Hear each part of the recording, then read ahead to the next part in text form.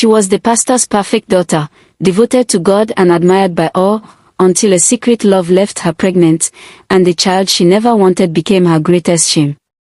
Anita was the pride of her family, the only daughter of Pastor and Mrs. Johnson, a girl every parent wished their daughter could be like.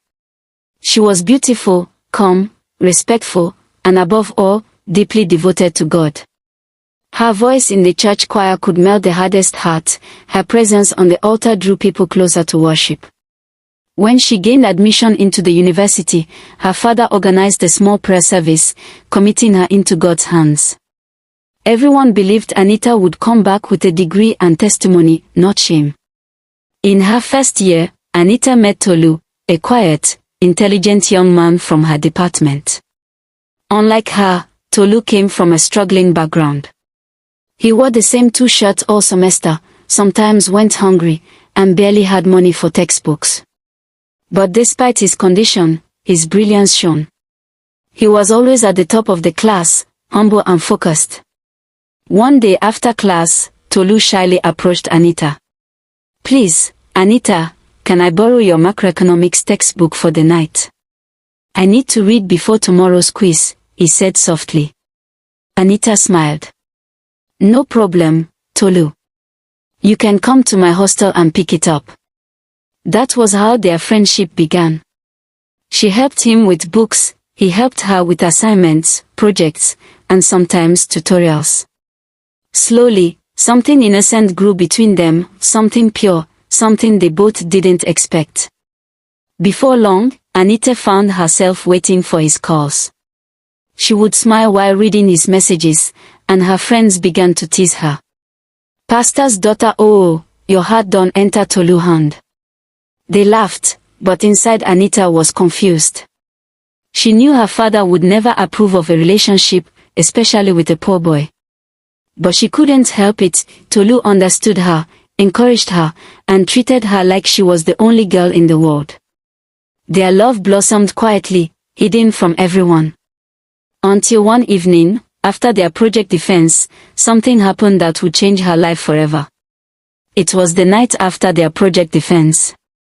The campus was quiet, and the air smelled of rain. Anita and Tolu had gone out to celebrate, not with fancy food or drinks, but with roasted corn and pear by the roadside. They laughed, teased each other, and talked about the future. "I'll get a good job after NYSC, Tolu said with a smile, "then I'll come and see your parents properly." Anita laughed softly. "My father will chase you away with Bible verses." Tolu smiled sadly. "I know. But one day, he'll see that I love you genuinely." They walked back to Anita's lodge, the night cold and dark. Inside her room, the power was out. One thing led to another, a long hug turned into trembling hands and tears, and in a moment of weakness, everything changed. The next morning, guilt filled Anita's heart like a storm. She knelt and cried bitterly. "Lord, I failed you. I've disappointed my father. I've disappointed myself." Tolu begged for forgiveness, but something had already shifted. Days turned to weeks, and Anita noticed she had missed her period. At first, she tried to deny it, maybe it was stress. But when the test confirmed her fears, her world collapsed. She locked herself in her room and wept uncontrollably. A pastor's daughter, pregnant out of wedlock. Tolu was shocked, but he promised to take responsibility. "Anita, please don't be afraid. I'll do anything. I'll talk to your parents."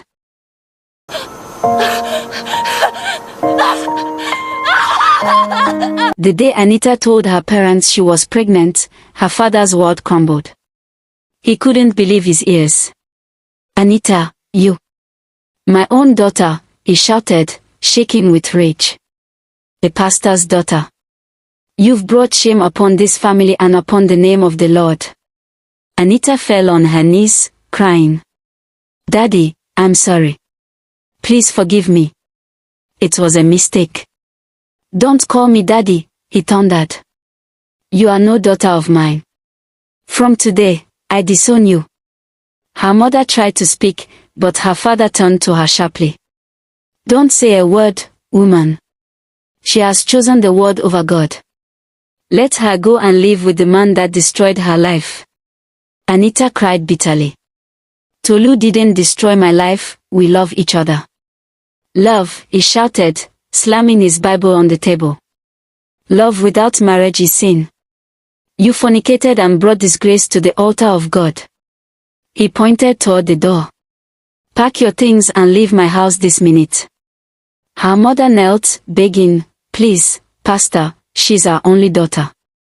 Let her go, he shouted again.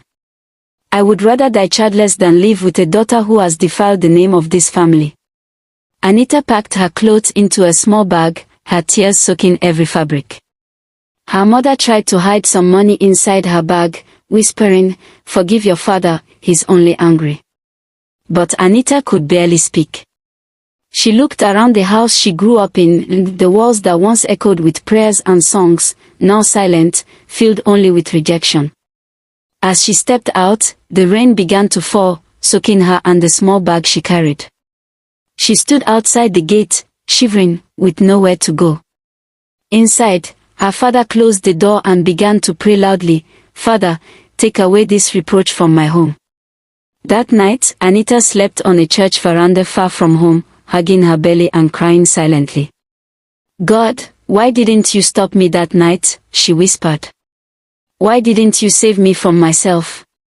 From that day, she became a wanderer, a pregnant girl with no home, no family, and no hope. And deep in her heart, bitterness began to grow, not just against her father or Tolu, but against the innocent life growing inside her. Alone, rejected, and homeless, Anita struggled through the final months of her pregnancy. The nights were the hardest, lying on cold floors, hungry, and thinking of what could have been. She thought of Tolu, who had promised to stand by her. But he had vanished after the confrontation with her father. His silence felt like betrayal, though she knew he had no means to face her angry family. Finally, the day came. Anita gave birth to a baby girl in a small clinic, far from the warmth of family or the blessing of her father. The cries of the newborn should have brought joy, but for Anita, they brought only pain. This child, why did you come into my life? She whispered bitterly as she looked at her daughter's tiny fingers and innocent face. The baby's eyes blinked up at her, full of trust and love, and Anita recoiled. She named her peace, but it was a cruel irony. There was no peace in her heart, only anger, guilt, and shame. Days turned into weeks. Anita barely fed the baby properly.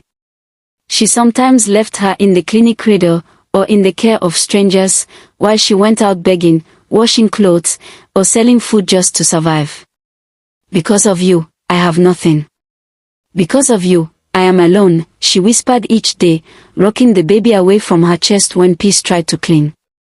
The baby, oblivious to the hatred, smiled, giggled, and reached for her mother, pure, innocent, and full of love. Anita's bitterness grew like a shadow over her life. She stopped believing in love, stopped believing in God's mercy for herself, and slowly began to think of her daughter as the embodiment of everything that had gone wrong in her life. Yet deep down, somewhere she could not reach, there was a part of her heart that ached, though she refused to admit it even to herself.